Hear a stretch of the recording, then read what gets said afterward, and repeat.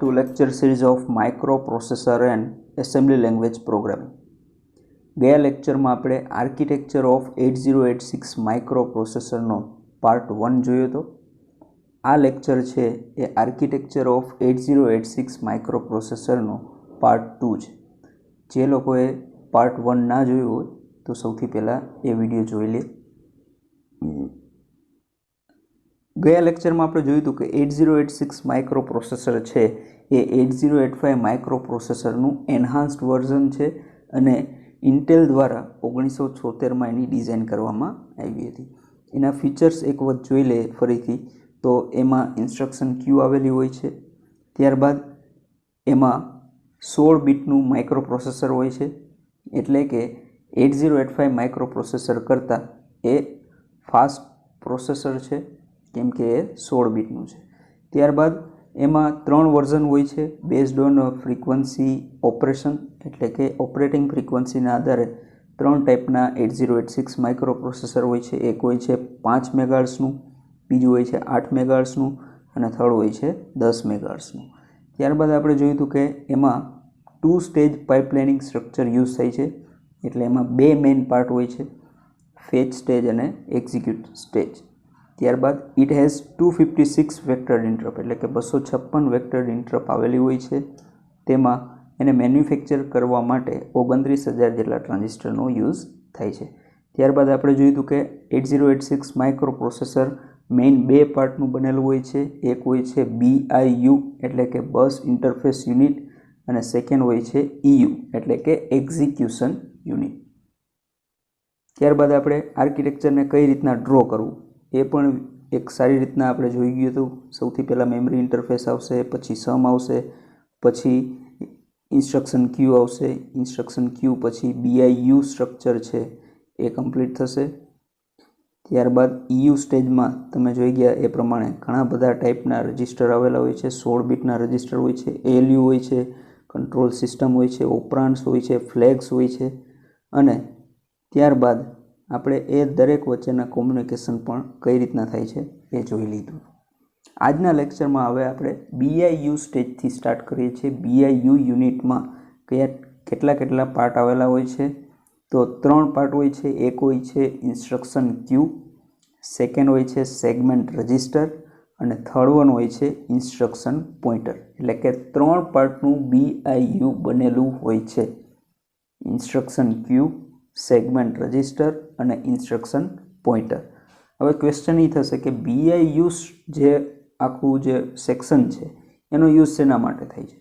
તો BIU સેક્શનનો main use થઈ છે એ જે પણ મેમરીમાં રહેલા જે ડેટા હોય છે એને ફેચ કરવા. ઇન્સ્ટ્રક્શન હોય તો ઇન્સ્ટ્રક્શનને ફેચ કરવી, ત્યારબાદ પોર્ટ હોય તો પોર્ટમાંથી પણ ડેટાને ફેચ કરવા, અને મેમરીમાં ડેટા રાઇટ કરવા. આ ઓપરેશન હોય છે એ મેઇન ઓપરેશન હોય છે BIU સેક્શનનું.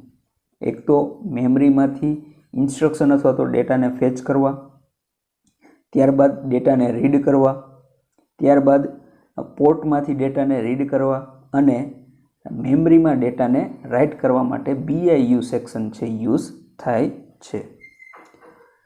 તો BIU સેક્શનનો યુઝ તો આપણે જોઈ લીધો. તો હવે એના જે 3 મેઇન પાર્ટ હતા એના ફંક્શન આપણે જોઈ લઈએ. તો પહેલો પાર્ટ છે ઇન્સ્ટ્રક્શન ક્યુ. તો ઇન્સ્ટ્રક્શન ક્યુ શેના માટે યુઝ થાય છે? તો કે BIU સેક્શનમાં એક ઇન્સ્ટ્રક્શન ક્યુ આવેલી હોય છે જેમાં 6 બાઇટ જેટલી ઇન્સ્ટ્રક્શનને સ્ટોર કરી શકાય છે. એટલે કે 6 જુદી જુદી ઇન્સ્ટ્રક્શનને તમે સ્ટોર કરી શકો છો. આનો યુઝ થવાથી શું થશે? તો કે એક એક્ઝામ્પલ લે, ધારો કે EU સેક્શન છે એનું મેઇન ફંક્શન હોય છે ઇન્સ્ટ્રક્શનને એક્ઝિક્યુટ કરવું, જ્યારે BIU સેક્શનનું મેઇન ફંક્શન હોય છે ઇન્સ્ટ્રક્શનને ફેચ કરવું. તો એક વખત ફેચ થઈ ગયા પછી ઇન્સ્ટ્રક્શન EU સેક્શનમાં જશે. EU સેક્શનમાં એ એક્ઝિક્યુટ થવાનું સ્ટાર્ટ થતું હોય એ જ ટાઈમે સેમ ટાઈમે શું થશે તો કે BIU સેક્શન બીજી ઇન્સ્ટ્રક્શનને ફેચ કરવાનું સ્ટાર્ટ કરી દેશે. તો આનાથી શું થશે તો કે જે તમારો ટાઈમ છે, જે ડિલે છે એ ઘટી જશે. એટલા માટે જે એક્ઝિક્યુશનની સ્પીડ હોય છે એ ઇન્ક્રીઝ થઈ જશે. બરાબર છે? તો એક સાઈડ એક ઇન્સ્ટ્રક્શન છે એક્ઝિક્યુટ થતી હશે, તો બીજી સાઈડ બીજી ઇન્સ્ટ્રક્શન છે ફેચ થવાની સ્ટાર્ટ થઈ ગઈ હશે. તો આ BIU સેક્શનમાં રહેલું જે ઇન્સ્ટ્રક્શન ક્યુ છે એનું મેઇન ફંક્શન છે કે આ રીતના 6 ટાઈપની ઇન્સ્ટ્રક્શનને 6 અલગ અલગ ઇન્સ્ટ્રક્શનને ક્યુમાં રાખી 1 બાય 1 બધી ઇન્સ્ટ્રક્શનને ફેચ કરતું જશે અને એ ફેચ કરેલી ઇન્સ્ટ્રક્શન EU સેક્શનમાં જશે અને EU સેક્શનમાં એ એક્ઝિક્યુટ થશે. તો આ રીતના આ જે પણ ફિનોમિના છે એનો યુઝ કરીને માઇક્રો પ્રોસેસર છે એનો જે એક્ઝિક્યુશન સ્પીડ છે એ ઘણી બધી વધી જશે. તો આ વાત હતી ઇન્સ્ટ્રક્શન ક્યુની. 6 બાઇટની અલગ અલગ ઇન્સ્ટ્રક્શનને તમે સ્ટોર કરાવી શકો છો ઇન્સ્ટ્રક્શન ક્યુમાં. ત્યારબાદ બીજો જે પાર્ટ છે BIU સેક્શનનો એ છે સેગમેન્ટ રજિસ્ટર. તો સેગમેન્ટ રજિસ્ટરનું મેઇન શું ફંક્શન હોય છે તો કે BIU સેક્શનમાં ટોટલ 4 ટાઈપના સેગમેન્ટ રજિસ્ટર હોય છે, બરાબર, 4 ટાઈપના. અને એ શું કરે છે તો કે it holds the address of instruction and data in memory. તે એડ્રેસ અથવા તો ડેટાને જે મેમરીમાં રહેલા હોય છે એનું જે એડ્રેસ હોય છે એને હોલ્ડ કરે છે. જેનો યુઝ શેના માટે થાય તો કે પ્રોસેસરમાં જે પણ ડેટાને પ્રોસેસ કરવા માટે યુઝ થાય છે. તો સૌથી પહેલું જે રજિસ્ટર છે સેગમેન્ટ રજિસ્ટર એ છે CS. CSનું ફૂલ ફોર્મ થશે કોડ સેગમેન્ટ. નામ ઉપરથી જ ખબર પડશે કે આ શું હોલ્ડ કરશે તો કે જે કોડની મેમરી એડ્રેસ હશે એ હોલ્ડ કરશે.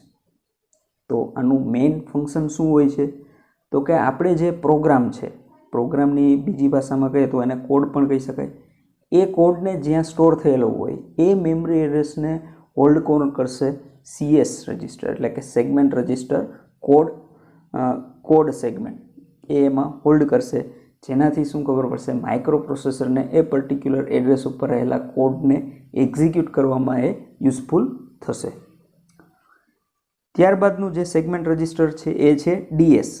DSનું ફૂલ ફોર્મ થશે ડેટા સેગમેન્ટ. તો આના પણ નામ ઉપરથી ખબર પડી જશે કે જે પણ ડેટા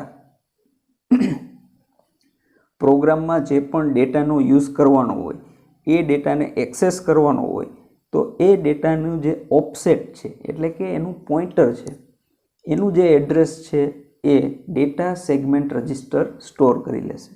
એટલે કે ઓફસેટ એડ્રેસ. ઓફસેટ એટલે બીજું કંઈ નહીં કે ધારો કે આપણો બંચ ઓફ ડેટા હોય, 10 બંચ હોય, 10 ડેટા હોય તો 10 મેમરી લોકેશન હશે, બરાબર. તો એમાં જે પહેલું મેમરી લોકેશન હશે અથવા તો છેલ્લું મેમરી લોકેશન એ ઓફસેટ ડેટા એને એક પ્રકારનું ઓફસેટ કહેવાશે, એટલે કે પોઇન્ટર. એ ડેટા છે એ કેમાં સ્ટોર થયેલા હોય DSમાં, જેનાથી આપણને ખ્યાલ આવશે કે ટોટલ આટલા મેમરી એડ્રેસ ઉપર ડેટા રહેલા છે જેનો યુઝ પ્રોગ્રામમાં એક્ઝિક્યુટ કરવા માટે કરવાનો છે. તો DSનું કામ આ છે. થર્ડ જે છે સેગમેન્ટ રજિસ્ટર એ છે SS. SSનું ફૂલ ફોર્મ થશે સ્ટેક સેગમેન્ટ. તો it handles memory to store data and address during execution. હવે જ્યારે એક્ઝિક્યુશન સ્ટાર્ટ હશે ત્યારે જે પણ ડેટા અથવા તો મેમરી જે હશે એને સ્ટોર કરવા, એને હોલ્ડ કરવા માટે SS રજિસ્ટરનો યુઝ થાય છે. ઓકે, SSનું ફૂલ ફોર્મ શું છે સ્ટેક સેગમેન્ટ.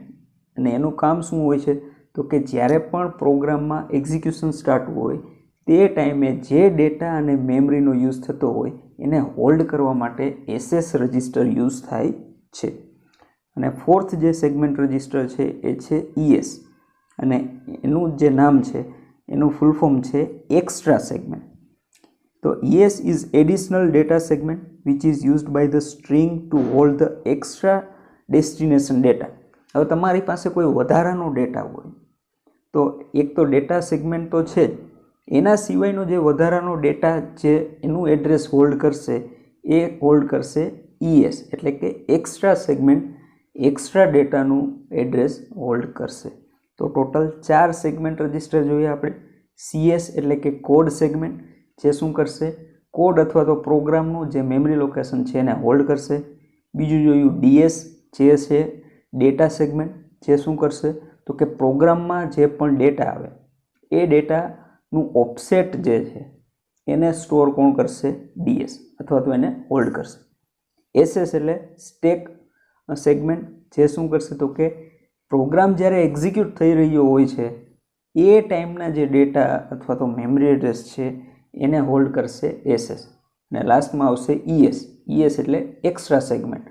તો કે ડેટા સેગમેન્ટ સિવાયના જે પણ એક્સ્ટ્રા ડેટા હોય એ એક્સ્ટ્રા ડેટાનું જે મેમરી એડ્રેસ છે એ કોણ હોલ્ડ કરશે? તો કે ES. તો આ રીતના ટોટલ 4 સેગમેન્ટ રજિસ્ટર જોઈએ આપણે, CS, DS, SS અને ES, અને દરેકના ફંક્શન જોઈએ. અને જે થર્ડ પાર્ટ છે, આપણે સૌથી પહેલો પાર્ટ જોયા ઇન્સ્ટ્રક્શન ક્યુ, બીજો પાર્ટ જોયો સેગમેન્ટેશન રજિસ્ટર અથવા તો સેગમેન્ટ રજિસ્ટર, જેમાં આપણે 4 રજિસ્ટર જોયા. ત્યારબાદ જે BIUનો થર્ડ પાર્ટ છે એ જોઈ લઈએ, એ છે ઇન્સ્ટ્રક્શન પોઇન્ટર.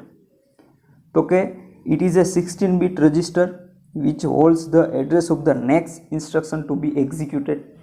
આપણે 8085માં સિમ્પલી આપણે પ્રોગ્રામ કાઉન્ટર જોયું હતું કે નહીં? એ પ્રોગ્રામ કાઉન્ટરનું શું ફંક્શન હતું? તો કે નેક્સ્ટ ઇન્સ્ટ્રક્શન જે પણ હશે, નેક્સ્ટ મેમરી એડ્રેસ જે પણ હશે એનું એડ્રેસ હોલ્ડ કોણ કરશે? Program counter.